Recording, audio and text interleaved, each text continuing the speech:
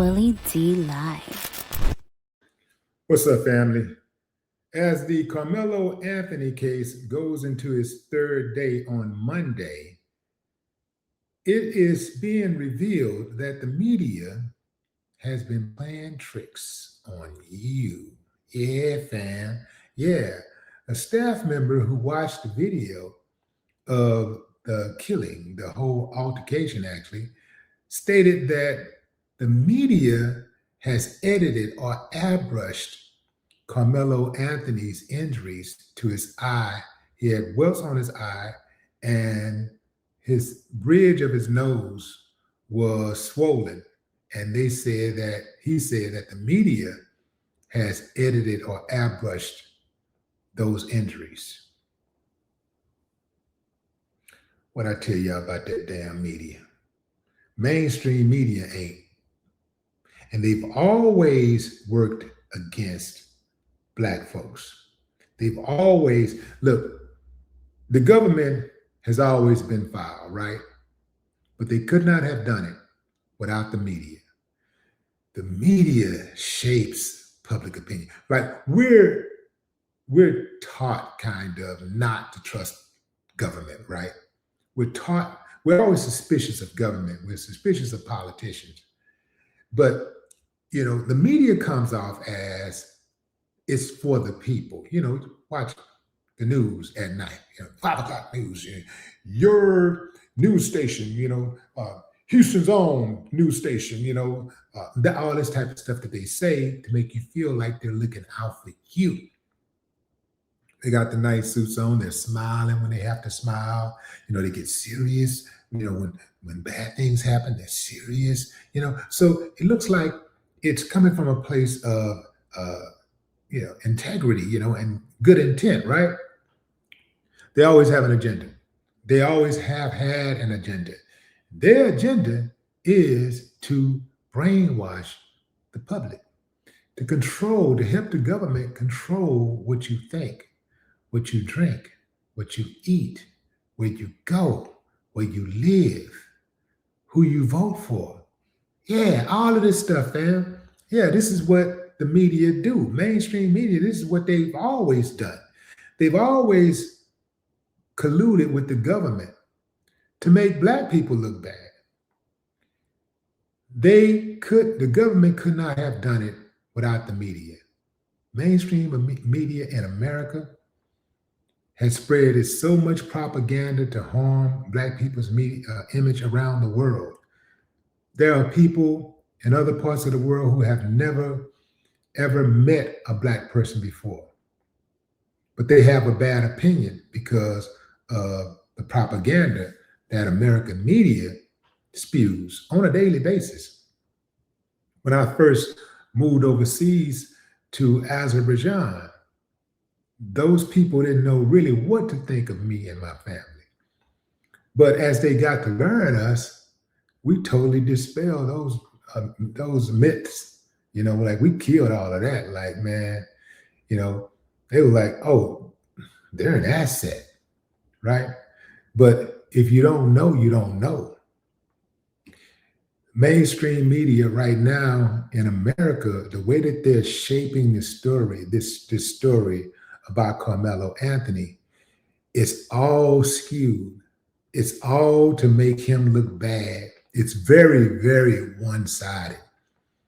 It is one-sided, 100% one-sided. And we know why. This case is one of those cases where I do think that the algorithm is going to it's going to have a lot to do with the outcome. I think the algorithm is going to have a lot to do with the outcome because we live in an age now where the algorithm sways public opinion. If you look up and every time you see an article and it's saying that, oh, he barely pushed him.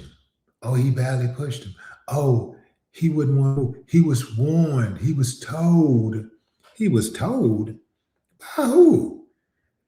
They didn't have any authority to, first of all, tell him to move. And they damn sure did not have any authority to remove him. See, they don't want to talk about that part. They don't want to talk about that. They don't want to talk about the part where they jumped him. They're not talking about that. But the video, according to a staff member, shows clearly that Carmelo was jumped by several boys from Memorial High School. See, now we get down to the good part.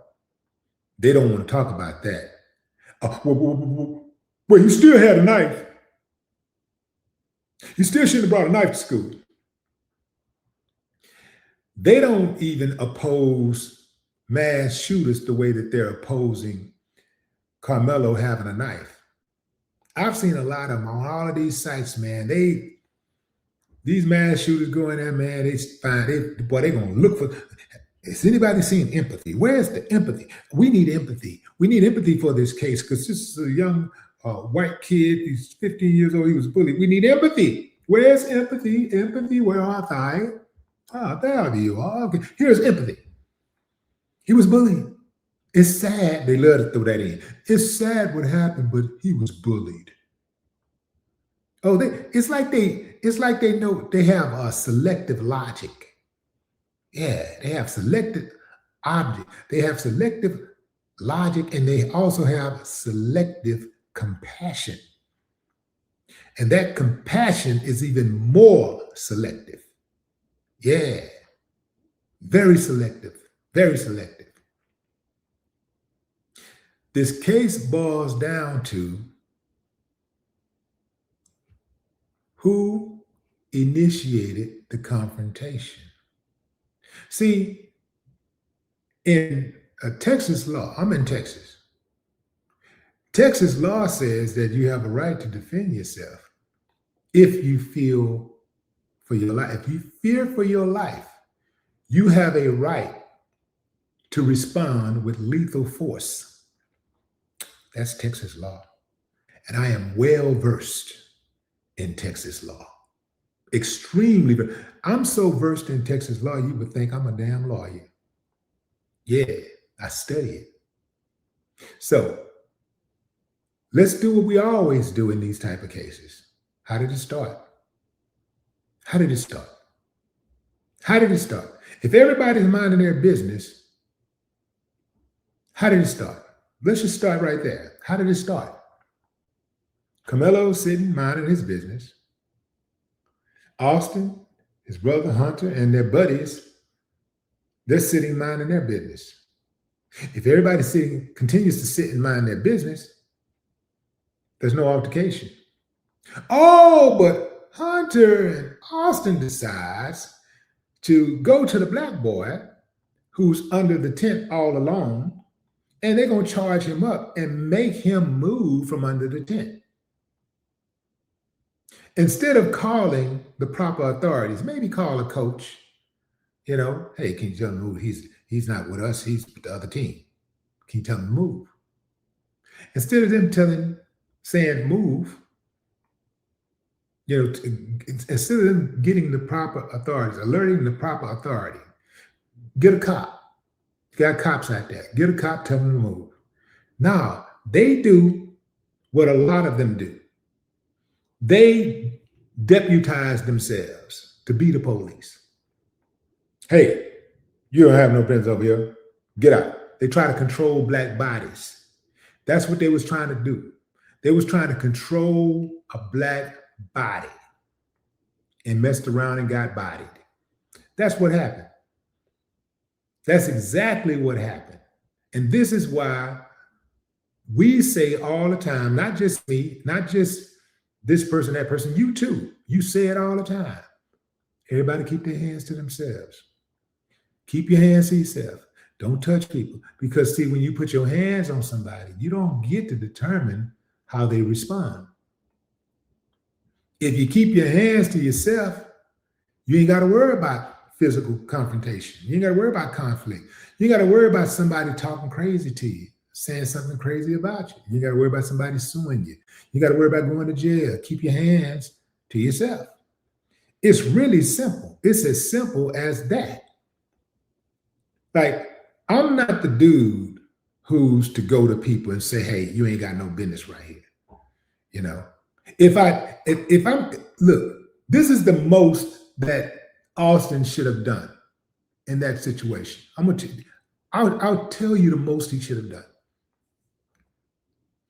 Since he's the one who had such a problem with it that he had to step to Carmelo, since it bothered him so much, this is the most he should have done.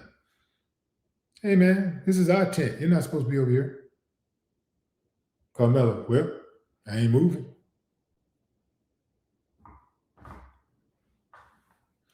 Hey, coach. Hey, the nigga. You know he said that word. He's over there. Officer, hey, can you tell this guy to move from under our tent? He's not even with our team. Simple. Let people do their job. That's the job of the police. That's the job of the coaches. Let them do their job. I can guarantee you, if a coach had approached Karmelo Anthony and said, hey, youngster, what you doing over here? You can't be over here. You need to get from under our tent. Carmelo would have gotten from under that tent. But Carmelo was like, you ain't no harder than me. You just a student. You don't have any authority over me to tell me to move. This ain't your tent. It's the school's tent. You didn't pay for the tent. You don't own the tent. That's what Carmelo's thinking. That's what he's thinking. But Carmelo is also probably thinking, you know, I've seen a lot of guys like him bully black people and try to control black people. I'm not about to be one of those black people. I'm pretty sure that's what he was thinking. You're not finna bully me. You're not finna push me around. I'm gonna stand up for myself.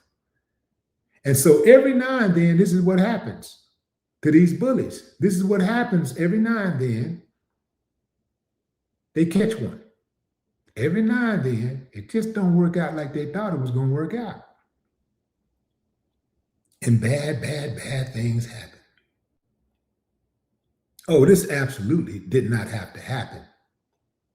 If it's me, and absolutely knowing that conflict is costly, hey man, you ain't supposed to be over here. Oh, well, I ain't moving. Okay, you know what? Usually when somebody talk like that anyway, they're prepared for you. And anything you got coming, they're prepared. So all that Billy Badass stuff ain't gonna work. You know what? Say, it ain't got nothing to do with being scared. It's about following protocol. So just in case something do go down, you know, you are on the right side of the law, but more importantly, on the right side of the dirt. No more talk.